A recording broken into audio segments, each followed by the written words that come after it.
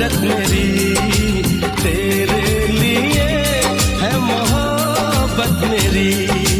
मैंने सुना इसको तूने सुना, ये इश्क है धड़कनों की सदा, दिल पे छाया है इसका खुमार। प्यार तो होता है प्यार,